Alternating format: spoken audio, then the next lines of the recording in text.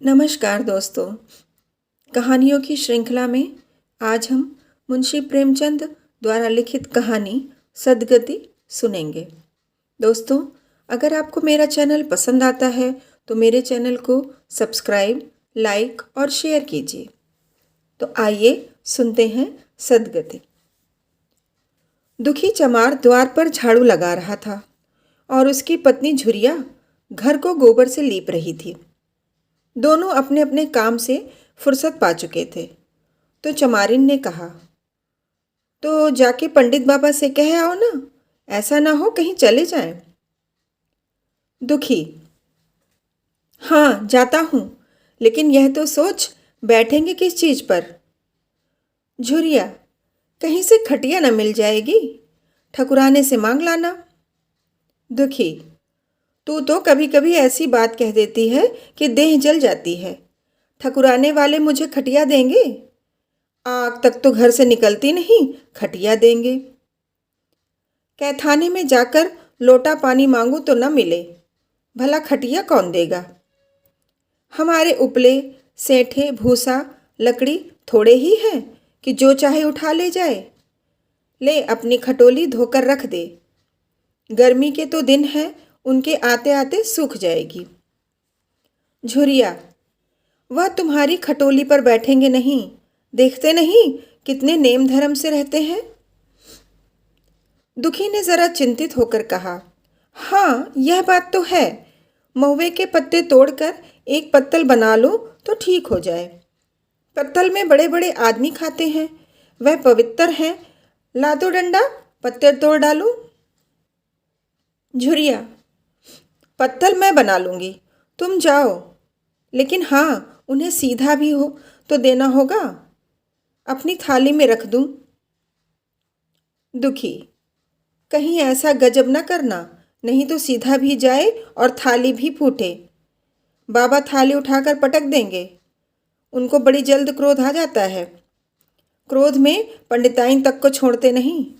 लड़के को ऐसा पीटा कि आज तक टूटा हाथ लिए फिरता है। पत्तल में सीधा भी देना, हाँ मुद्दा तो छूना मत। झूरी गोंड की लड़की को लेकर साह की दुकान से सब चीजें ले आना, सीधा भरपूर हो, सेर भर आटा, आधा सेर चावल, पाव भर दाल, आधा पाव घी, नून, हल्दी और पत्तल में एक किनारे 4 आने पैसे रख देना। गोंड की लड़की ना मिले तो भुजरिन के हाथ पैर जोड़कर ले आना, ले जाना। तू कुछ मत छूना, नहीं गजब हो जाएगा। इन बातों की ताकीद करके दुखी ने लकड़ी उठाई और घास का एक बड़ा सा गट्ठर लेकर पंडित जी से अर्ज करने चला। खाली हाथ बाबा जी की सेवा में कैसे जाता? नजराने के लिए उसके पास घास के सिवाय और क्या था? उसे खाली देखकर तो बाबा दूर से ही दुत्कारते। पंडित घासीराम ईश्वर के परम भक्त थे। नींद खुलते ही ईशोपासना में लग जाते। मुंह हाथ धोते 8 बजते, तब असली पूजा शुरू होती, जिसका पहला भाग भंग की तैयारी था। उसके बाद आध घंटे तक चंदन रगड़ते, फिर आईने के सामने एक तिनके से माथे पर तिलक लगाते। चंदन की 2 रेखाओं के बीच में लाल रोरी की बिंदी होती थी। फिर छाती पर, बाहों पर चंदन की गोल गोल मुद्रिकाएं बनाते। फिर ठाकुर जी की मूर्ति निकालकर उसे नहलाते, चंदन लगाते, फूल चढ़ाते, आरती करते, घंटी बजाते। 10 बजते बजते वह पूजन से उठते और भंग छान कर बाहर आते। तब तक 2-4 जजमान द्वार पर आ जाते। ईशोपासन का तत्काल फल मिल जाता, वही उनकी खेती थी। आज वह पूजन गृह से निकले तो देखा दुखी चमार घास का एक गट्ठा लिए बैठा है। दुखी उन्हें देखते ही उठ खड़ा हुआ और उन्हें साष्टांग दंडवत कर के हाथ बांधकर खड़ा हो गया। यह तेजस्वी मूर्ति देखकर उसका हृदय श्रद्धा से परिपूर्ण हो गया। कितनी दिव्य मूर्ति थी! छोटा सा गोल मटोल आदमी, चिकना सर, फूले गाल, ब्रह्म तेज से प्रदीप्त आंखें, रोरी और चंदन देवताओं की प्रतिभा प्रदान कर रही थी।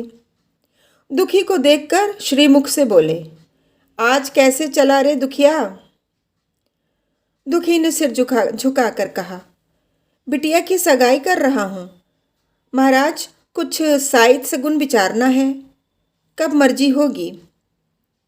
घासी, आज मुझे छुट्टी नहीं, हाँ सांझ तक आ जाऊंगा। दुखी, नहीं महाराज, जल्दी मर्जी हो जाए, सब सामान ठीक कर आया हूँ, यह घास कहाँ रख दूँ? घासी, इसे गाय के सामने डाल दे और ज़रा झाड़ू लेकर द्वार तो साफ कर दे। यह बैठक भी कई दिन से लीपी नहीं गई, उसे भी गोबर से लीप दे। तब तक मैं भोजन कर लूँ, फिर ज़रा आराम करके चलूँगा। हाँ, यह लकड़ी भी चीर देना, खलिहान में 4 खांची भूसा पड़ा है, उसे भी उठा लाना और भुसौली में रख देना। दुखी फौरन हुक्म की तामील करने लगा। द्वार पर झाड़ू लगाई, बैठक को गोबर से लीपा। तब 12 बज गए। पंडित जी भोजन करके चले गए। दुखी ने सुबह से कुछ नहीं खाया था, उसे भी जोर से भूख लगी, पर वहाँ खाने को क्या धरा था? घर यहाँ से मील भर था, वहाँ खाने चला जाए तो पंडित जी बिगड़ जाएं। बेचारे ने भूख दबाई और लकड़ी फाड़ने लगा। लकड़ी की मोटी सी गांठ थी, जिस पर पहले कितने ही भक्तों ने अपना जोर आजमा लिया था। वह उसी दमखम के साथ लोहे से लोहा लेने के लिए तैयार थी। दुखी घास छीलकर बाजार ले जाता था। लकड़ी चीरने का उसे अभ्यास न था। घास उसके खुरपे के सामने सिर झुका देती थी। यहाँ कस कस कर कुल्हाड़ी का भरपूर हाथ लगाता, पर गांठ पर निशान तक न पड़ता था। कुल्हाड़ी उचट जाती, पसीने में तर था, हांफता था, थक कर बैठ जाता था, फिर उठता था। हाथ उठाए न उठते थे, पांव कांप रहे थे, कमर न सीधी होती थी, आंखों तले अंधेरा हो रहा था, सिर में चक्कर आ रहे थे, तितलियां उड़ रही थीं, फिर भी अपना काम किए जाता था। अगर एक चिलम तंबाकू पीने को मिल जाती तो शायद कुछ ताकत आती। उसने सोचा, यहाँ चिलम और तंबाकू कहाँ मिलेगी? ब्राह्मणों का पूरा है। ब्राह्मण लोग हम नीच जातों की तरह तंबाकू थोड़े ही पीते हैं। सहसा उसे याद आया कि गांव में एक गोंड भी रहता है, उसके यहाँ ज़रूर चिलम तंबाकू होगी। तुरंत उसके घर दौड़ा। खैर, मेहनत सफल हुई। उसने तंबाकू भी दी और चिलम भी दी, पर आग वहाँ न थी। दुखी ने कहा, आग की चिंता न करो भाई, मैं जाता हूँ, पंडित जी के घर से आग मांग लूँगा, वहाँ तो रसोई बन रही थी। यह कहता हुआ वह दोनों चीज़ें लेकर चला आया और पंडित जी के घर में बरोठे के द्वार पर खड़ा होकर बोला, मालिक, रच के आग मिल जाए तो चिलम पी लें। पंडित जी भोजन कर रहे थे। पंडिताइन ने पूछा, यह कौन आदमी आग मांग रहा है? पंडित जी, अरे वही ससुरा दुखिया चमार है, कहा है थोड़ी सी लकड़ी चीर दे, आग तो है, दे दो। पंडिताइन ने भवें चढ़ाकर कहा, तुम्हें तो जैसे पोथी पत्रे के फेर में धर्म कर्म किसी बात की सुध ही नहीं रहती। चमार हो, धोबी हो, पासी हो, मुंह उठाए घर में चला आए। हिंदू का घर न हुआ, कोई सराय हुई, कह दो दाढ़ीजार से चला जाए, नहीं तो इस लुआठे से मुंह झुलस दूंगी। आग मांगने चले हैं। पंडित जी ने उन्हें समझाकर कहा, भीतर आ गया। तो क्या हुआ, तुम्हारी कोई चीज़ तो नहीं हुई छुई? धरती पवित्र है, जरा सी आग दे क्यों नहीं देती? काम तो हमारा ही कर रहा है। कोई लुनिया यही लकड़ी फाड़ता तो कम से कम 4 आने लेता। पंडिताइन ने गरज कर कहा, वह घर में आया क्यों? पंडित ने हार कर कहा, ससुरे का अभाग था और क्या। पंडिताइन, अच्छा, इस बखत तो दिए देती हूँ, लेकिन फिर जो इस तरह घर में आएगा तो उसका मुंह ही जला दूंगी। दुखी के कानों में इन बातों की भनक पड़ रही थी। पछता रहा था, नाहक आया। सच तो कहती हैं, पंडित के घर में चमार कैसे चला आए? बड़े पवित्र होते हैं ये लोग। तभी तो संसार पूछता है, तभी तो इतना मान है। भर चमार थोड़े ही हैं। इसी गांव में बूढ़ा हो गया, मगर मुझे इतनी अक्ल भी ना आई। इसलिए जब पंडिताइन आग लेकर निकली तो वह मानो स्वर्ग का वरदान पा गया। दोनों हाथ जोड़कर जमीन पर माथा टेकता हुआ बोला, पड़ाइन माता, मुझसे बड़ी भूल हुई कि घर में चला आया। चमार की अक्ल ही तो ठहरी, इतने मूर्ख न होते तो लात क्यों खाते। पंडिताइन चिमटे से पकड़कर आग लाई थी। 5 हाथ की दूरी से घूंघट की आड़ से दुखी की तरफ आग फेंकी। आग की बड़ी सी चिंगारी दुखी के सिर पर पड़ गई। जल्दी से पीछे हटकर सिर को झोंटे देने लगा। उसके मन ने कहा कि यह एक पवित्र ब्राह्मण के घर को अपवित्र करने का फल है। भगवान ने कितनी जल्दी फल दे दिया। इसी से तो संसार पंडितों से डरता है और सबके रुपए मारे जाते हैं।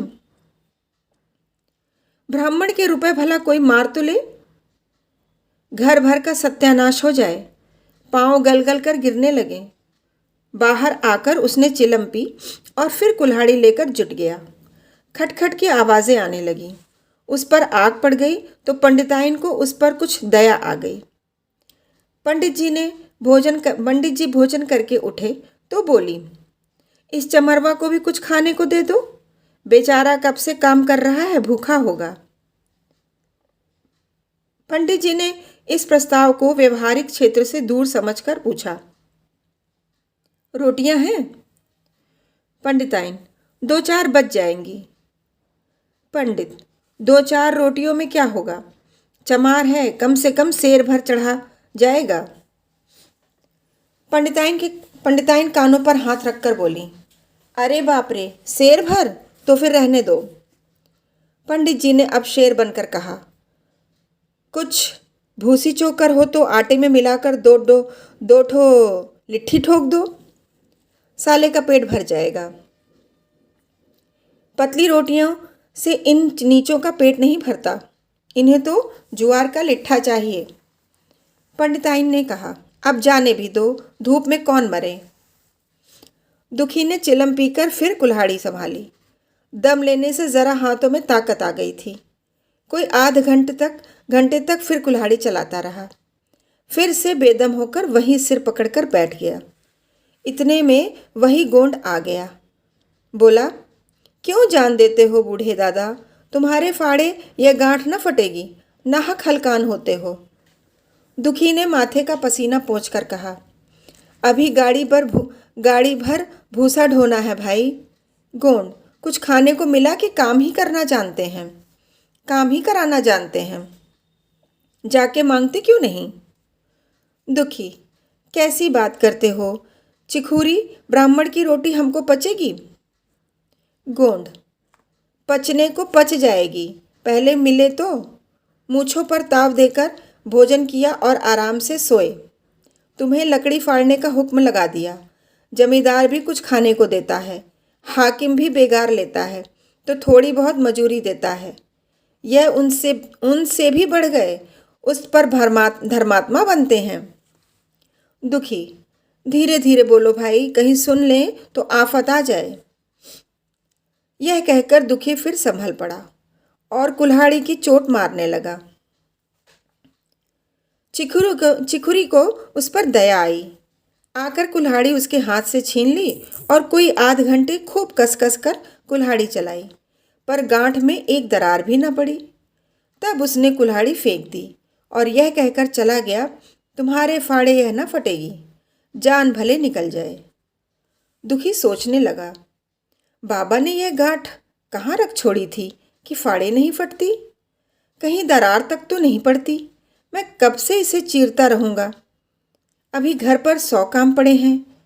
कार परोजन का घर है, एक न एक चीज़ घटी ही रहती है, पर इन्हें इसकी क्या चिंता। चलूँ, जब तक भूसा ही उठा लाऊं। कह दूंगा, बाबा आज तो लकड़ी नहीं फटी, कल आकर फाड़ दूंगा। उसने झौवा उठाया और भूसा ढोने लगा। खलिहान यहाँ से 2 फरलांग से कम ना था। अगर झौवा खूब भर भर कर लाता तो काम जल्द खत्म हो जाता। फिर झौवे को उठाता कौन? अकेले भरा हुआ झौवा उससे न उठ सकता था, इसलिए थोड़ा थोड़ा लाता था। 4 बजे कहीं भूसा खत्म हुआ। पंडित जी की नींद भी खुली।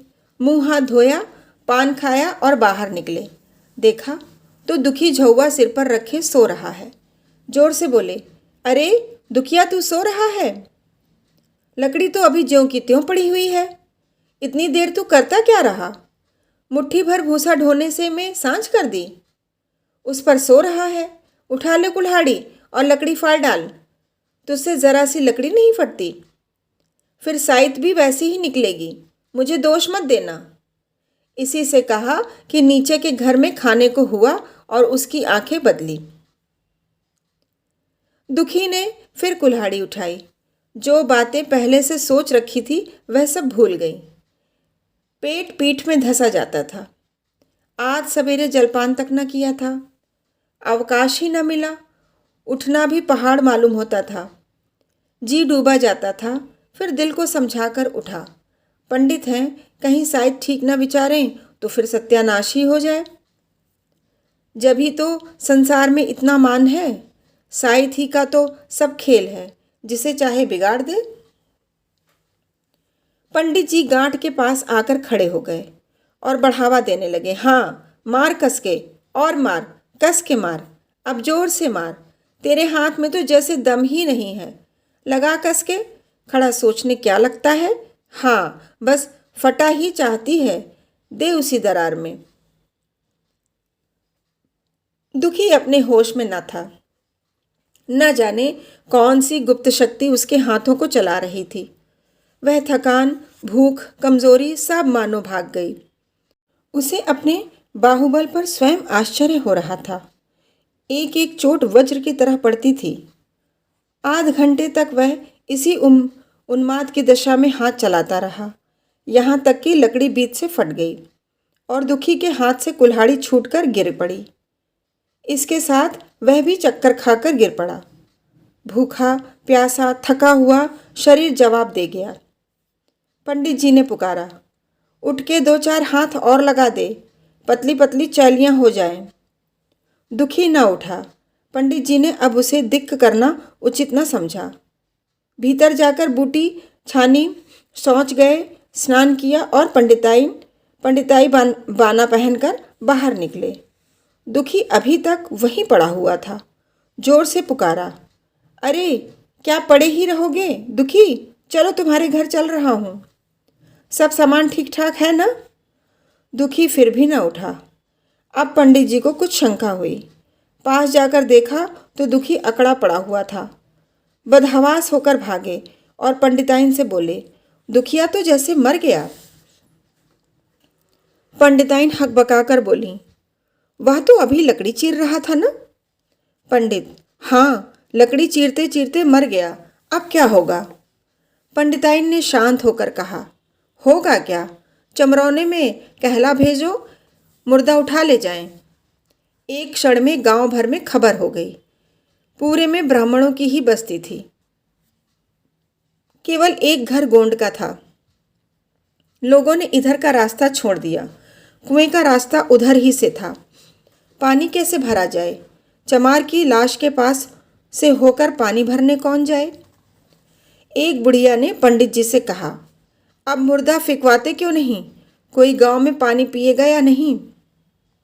इधर गोंड ने चमरौने में जाकर सबसे कह दिया, खबरदार, मुर्दा उठाने मत जाना, अभी पुलिस की तहकीकात होगी।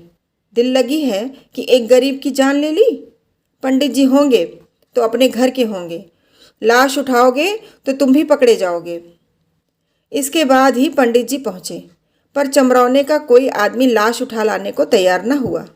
हाँ, दुखी की स्त्री और कन्या दोनों हाय हाय करती वहाँ चली और पंडित जी के द्वार पर आकर सिर पीट पीट कर रोने लगी। उनके साथ 10-5 और चमारिनें थीं। कोई रोती थी, कोई समझाती थी, पर चमार एक भी न था।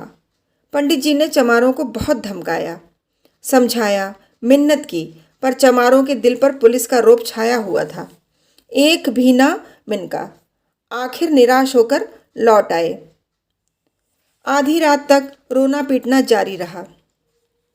देवताओं का सोना मुश्किल हो गया, पर लाश उठाने कोई चमार ना आया। और ब्राह्मण चमार की लाश कैसे उठाते? भला ऐसा किसी शास्त्र पुराण में लिखा है? कहीं कोई दिखा दे। पंडिताइन ने झुंझलाकर कहा, इन डाइनों ने तो खोपड़ी चाट डाली, सबका गला भी नहीं पकता। पंडित जी ने कहा, रोने दो चुड़ैलों को, कब तक रोएंगी? जीता था तो कोई बात ना पूछता था, मर गया तो कोलाहल मचाने के लिए सबकी सब आ पहुंची। पंडिताइन, चमार का रोना मनहूस है। पंडित, हाँ बहुत मनहूस। पंडिताइन, अभी से दुर्गंध उठने लगी। पंडित, चमार था ससुरा की नहीं, साध असाध किसी का विचार है इन सबको? पंडिताइन, इन सबको घिन भी नहीं लगती। पंडित, भ्रष्ट हैं सब। रात तो किसी तरह कटी, मगर सवेरे भी कोई चमार ना आया। चमारी ने भी रो पीट कर चली गई। दुर्गंध कुछ कुछ फैलने लगी। पंडित जी ने एक रस्सी निकाली, उसका फंदा बनाकर मुर्दे के पैर में डाला और फंदे को खींच कर कस दिया। अभी कुछ कुछ धुंधला था। पंडित जी ने रस्सी पकड़कर लाश को घसीटना शुरू किया और गांव के बाहर घसीट ले गए। वहां से आकर तुरंत स्नान किया, दुर्गा पाठ पढ़ा और घर में गंगा जल छिड़का। उधर दुखी की लाश को खेत में गीदड़ और गिद्ध, कुत्ते और कौवे नोच रहे थे। यही जीवन पर्यंत की भक्ति, सेवा और निष्ठा का पुरस्कार था। धन्यवाद।